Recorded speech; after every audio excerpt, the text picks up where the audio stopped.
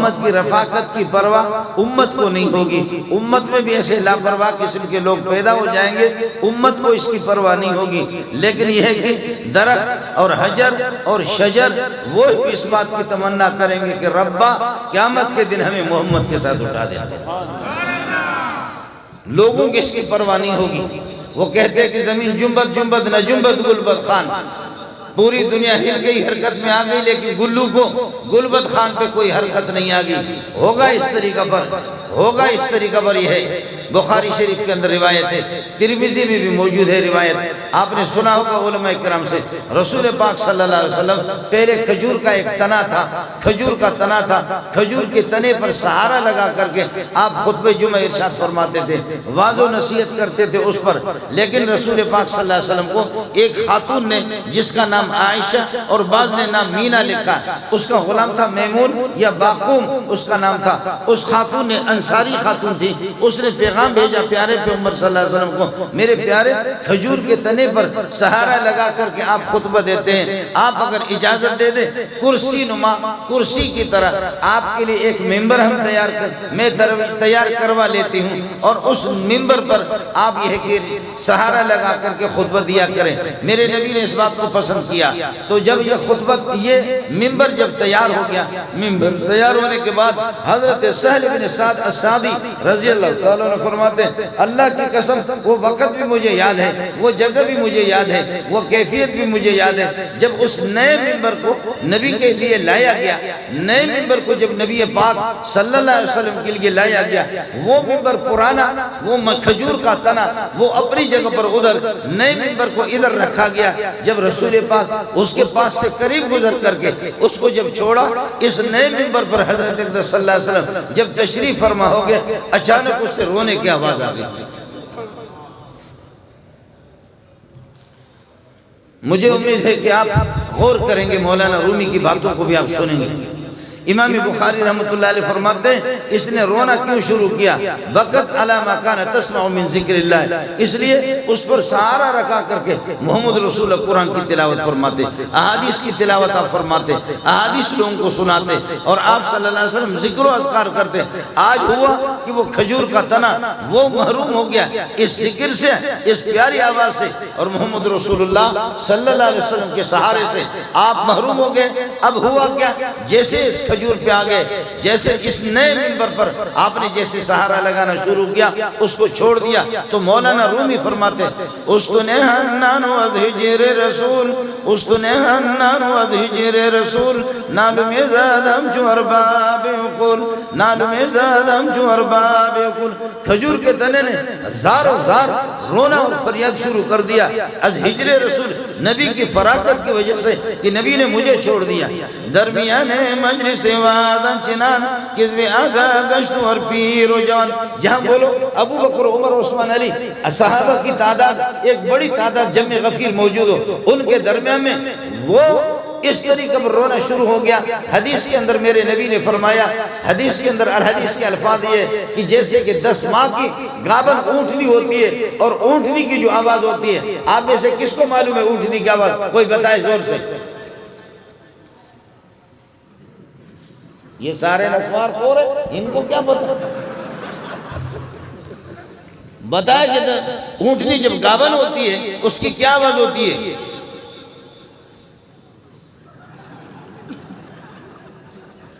میں آپ کو بتا دیتا ہوں۔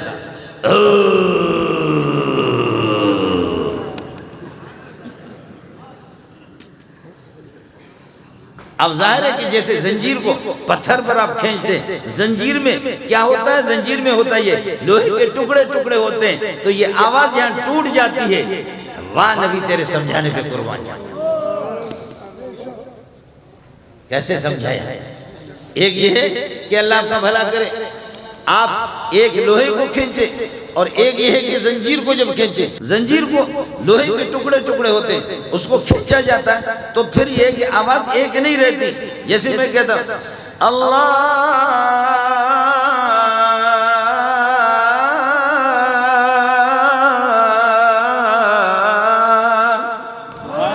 اب یہ ایک آواز ہے، یہ ایک آواز ہے، یہ یہ اس طرح آپ دیکھیں کہ یہ ٹکڑا ٹکڑا نہیں ہے، لیکن سینہ جب ٹکڑا ٹکڑا ہو تو پھر 10 ماہ کی گاون اونٹنی کی طرح آواز آ گیا.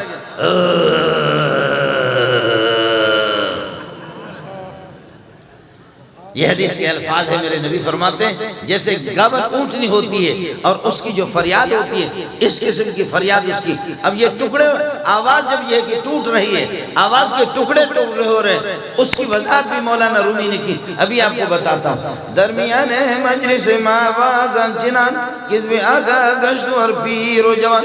پوری مجلس کے اندر، صحابہ کی مجلس میں اس نے ماتم کرنا شروع کر دیا، رونا شروع کر دیا. گفت پیغمبر چخوائی ایسی دون گفت جانا الفراقات گشت خون. پیارے محمد صلی اللہ علیہ وسلم اپنے اس ممبر کو، نئے ممبر کو چھوڑ کر کے آ کر کے امام ترمذی کہتا ہے فَالْتَزَمَهُ فَاعْتَنَقَهُ فَالْتَزَمَهُ فَاعْتَنَقَهُ. میرا نبی آ گیا، اس کے ساتھ چمٹ گیا، اس کو سینے سے لگایا. ارے کچھ تو کرو.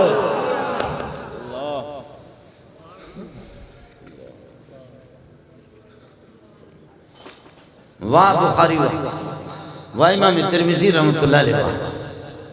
چمٹ گئے میرے نبی اس کے ساتھ اور اس کی فریاد کو دے کر فَالْتَزَمَهُ فَاعْتَنَقَهُ. آپ اس کے ساتھ چمٹ گئے اور آپ اس سے معانقہ کیا. آپ نے معانقہ کیا. اور عرب کا معانقہ ایسا نہیں ہوتا جو اسے مولی حسین احمد کا معانقہ، یہ کوئی معانقہ نہیں ہے. عرب کا معانقہ ہوتا ہے. آپ نے دیکھا ہوگا الف لام میم ذالک الکتاب لا ریب فیہ، اس کے اوپر لکھا معانقہ. قرآن تم لوگوں نے دیکھا کبھی؟ بڑی بات ہے کہ پٹھانوں نے قرآن میں دیکھا. بات ذرا سمجھ لینا. اب آ جاؤ ادھر.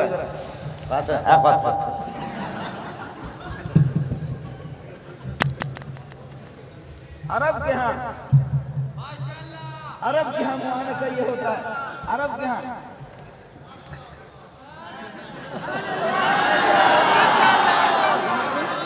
آپ سمجھ رہے ہیں، ادھر بھی آئے گا ادھر بھی آئے گا. اب سمجھو.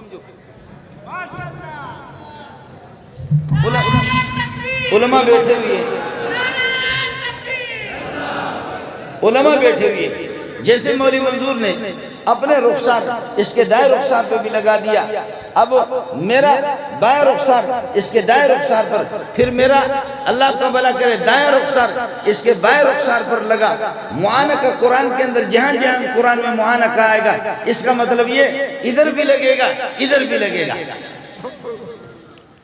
یہ علماء سے عرض کراؤں، طلباء سے عرض کراؤں جو اس کے اوپر لکھا ہوا ہوگا معانقہ لکھا ہو، تو معانقہ کے اندر میں نے عرض کیا میرا بائیں رخسار اس کے دائیں رخسار کے ساتھ لگا اور میرا دائیں رخسار اس کے بائیں رخسار کے ساتھ لگا. یہ رخسار اس طرف دائیں طرف بھی لگے، بائیں بھی طرف بھی لگے.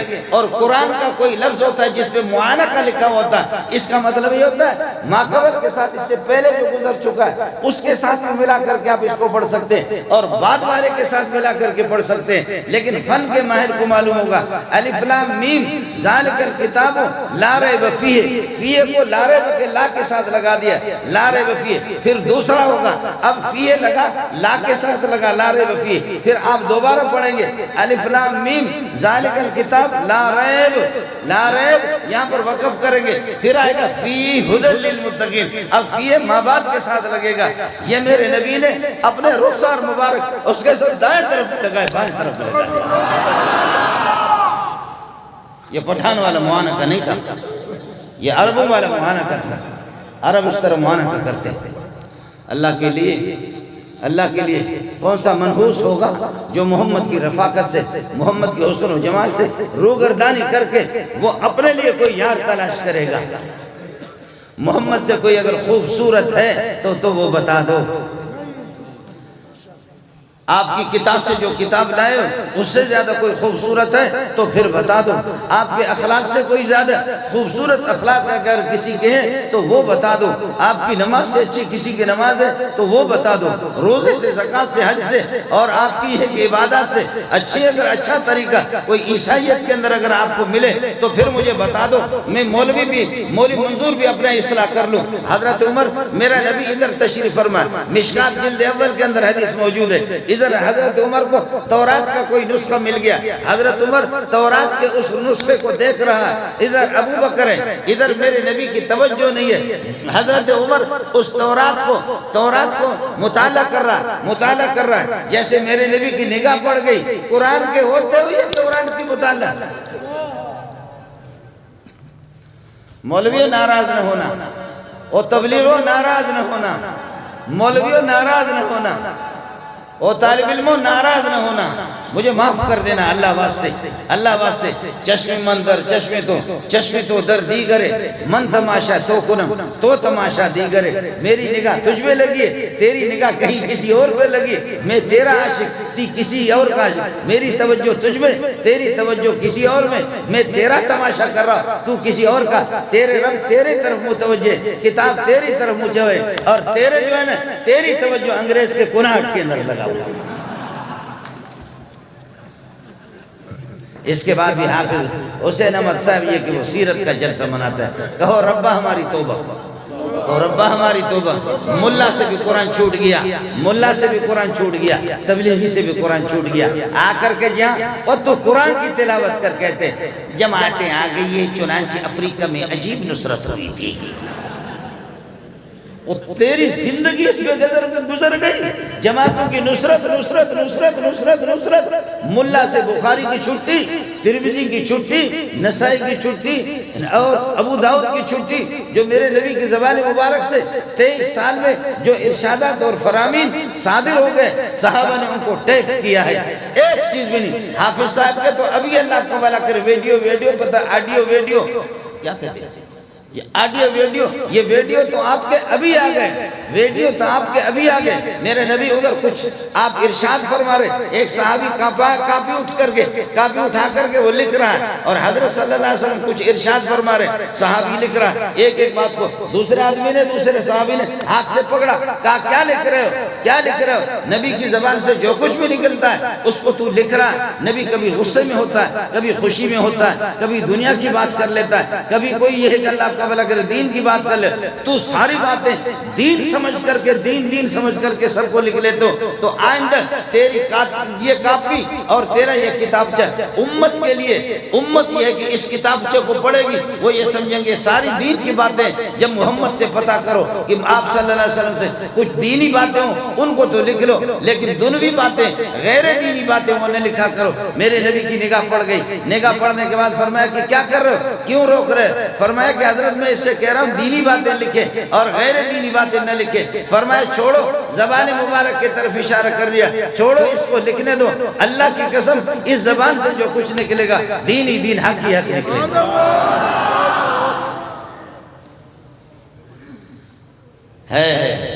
عرض یہ کر رہا تھا، میرے نبی نے اپنے نئے منبر کو، ویسے ہمارے ہاں قانون تو یہی ہے، نئے جب یار ملتے ہیں پرانے بھول جاتے ہیں، یہ ایک الگ مسئلہ ہے، لیکن حضرت نے اپنے منبر کو چھوڑا، ابو بکر الگ رو رہا ہے، عمر عثمان علی صحابہ الگ رو رہے، در تہاوی اور ماندو اصحاب رسول کس جمع نالت ستون با عرض طول، صحابہ حیران ہو گئے کہ یہ ستون کس لیے اتنا رو رہا ہے، کھجور کے تنے کو کیا ہو گیا، ہم نے کبھی اس طریقہ پر دیکھا نہیں ہے۔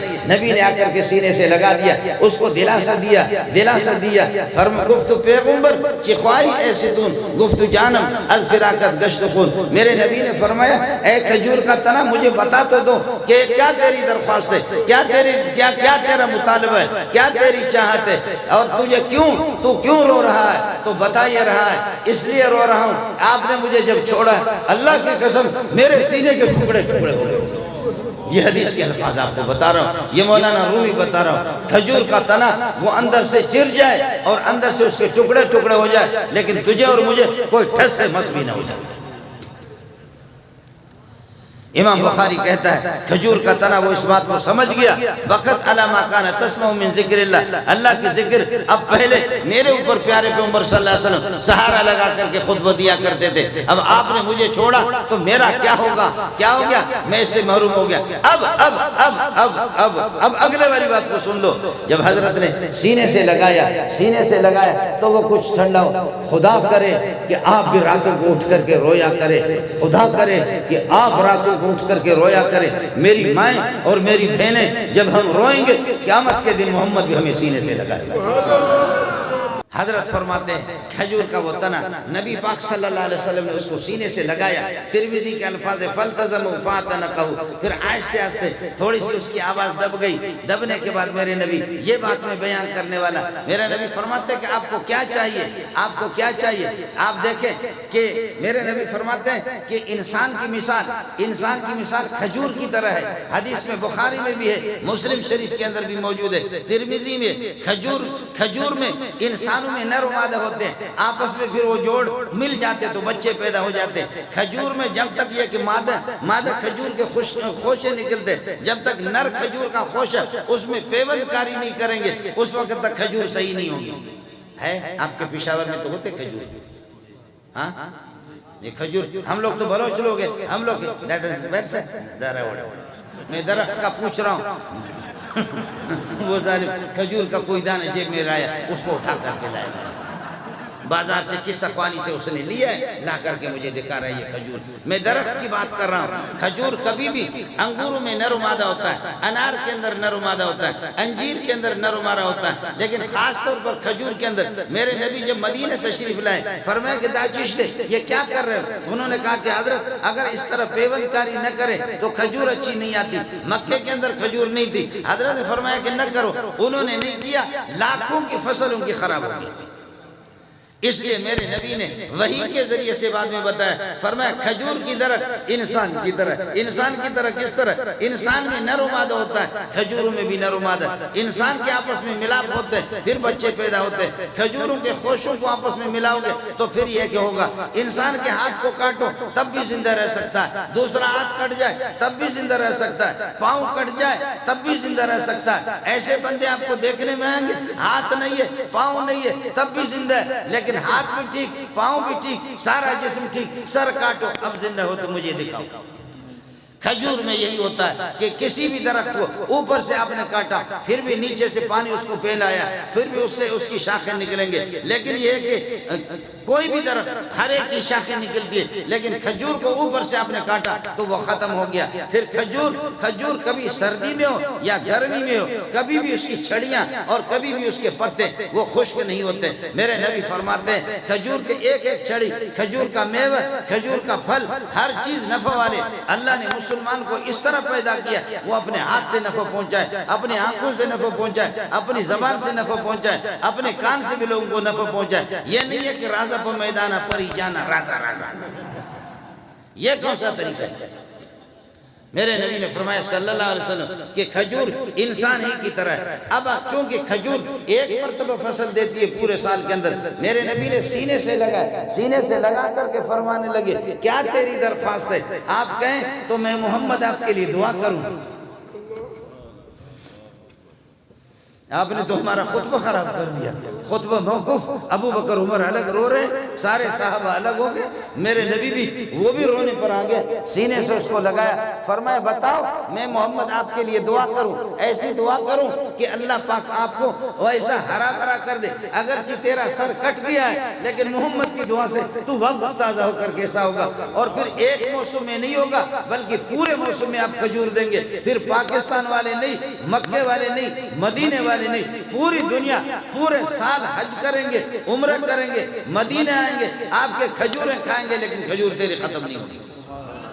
دعا, میں آپ کے لیے دعا کروں, یہ سودا کرو, یہ سودا کرو, یہ سودا کرو. اس نے کہا نہیں یا رسول اللہ اپنے کان مبارک میرے قریب کرو, میں اس مطالبے پر راضی نہیں ہوں جو مولانا حسین مطالبہ کرتا کہ بجلی اور گیس ہمیں چاہیے اور کچھ بھی. فرمایا آپ کو کیا چاہیے؟ فرمایا کان اپنے قریب کرو تاکہ کوئی نہ سنے. میرے نبی نے کان اس طرح قریب کر دیا. کان قریب کرنے کے بعد فرمایا کہ پوچھو. فرمایا پیارے میں ہرا بھرا ہونا بھی نہیں چاہ رہا, میں یہ نہیں چاہ رہا کہ تازہ ہو جاؤں, نہیں چاہتا کہ دوبارہ زندہ ہو جاؤں, نہیں چاہتا کہ میرے کھجور حاجی کھائیں. حضرت میرے ساتھ وعدہ کرو, میں آپ کا ممبر تھا, مجھے چھوڑ کر کے آپ نے نیا ممبر اختیار کر دیا, اب مہربانی کرو میرے ساتھ وعدہ کرو قیامت کے دن آپ مجھے بطور ممبر کو اٹھائیں گے.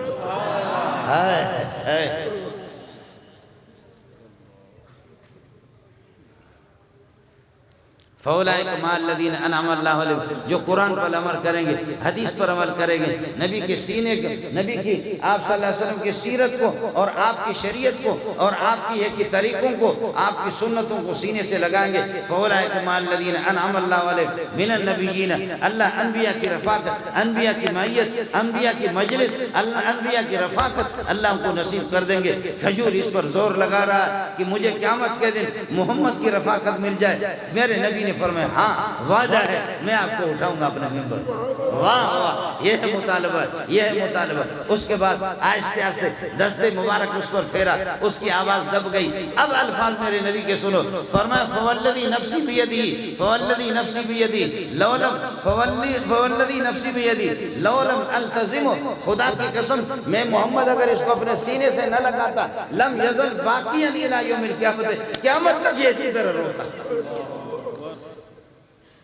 میں نے محمد نے اس کو سینے سے لگایا، میرے سینے سے یہ ٹھنڈا ہو گیا۔ یاد رکھ لو جہنم کی آگ بجھے گی۔ آپ نے پڑھا ہے میرے نبی اپنے صحابی برتن میں پانی لاتا ہے، کہتے ہیں حضرت 150 کی تعداد ہے، 300 500 کی تعداد ہے، وضو کا پانی نہیں ہے، فرماتا تھا ابو راوڑا یہ ابو لے کر کے آ جاؤ، برتن لے کر کے آ جاؤ۔ اپنی انگلی مبارک دست مبارک رکھتا ہے تو مورخ کہتا ہے، محدث کہتا ہے دست مبارک سے انگلیوں سے چشمے کی طرف پانی پھوٹ رہا ہے۔ صحابہ پھر یہ کہ وضو بناتے، پانی پیتے، اپنے جانوروں کو بھی دیتے، پانی پھر بھی ختم نہیں ہو رہا۔ یہ پانی کہاں سے پیدا ہو گیا؟ فرمایا کہ نبی کے جسم میں وہ برودت، وہ ٹھنڈک ہے کہ جس سے پانی پیدا ہوتا ہے، اور نبی کے جسم میں وہ برودت ہے کہ جس کی وجہ سے جہنم کی آگ بھی بجھے گی۔ لیکن یہ صرف ان دنوں کی سیرت نہیں ہوتی، پورے سال میں قرآن کا مطالعہ کرو، علماء کے ساتھ اپنا تعلق رکھو، تبلیغی جماعت کے ساتھ اپنا تعلق رکھو، اللہ والوں کے ساتھ اپنا تعلق رکھو۔ اللہ ان کی خدمات جلیلہ کو اپنی بارگاہ میں قبول فرمائے، میرے ٹوٹے پھوٹے ان کلمات کو اپنی بارگاہ میں قبول فرمائے۔ وآخر دعوانا الحمدللہ رب العالمین۔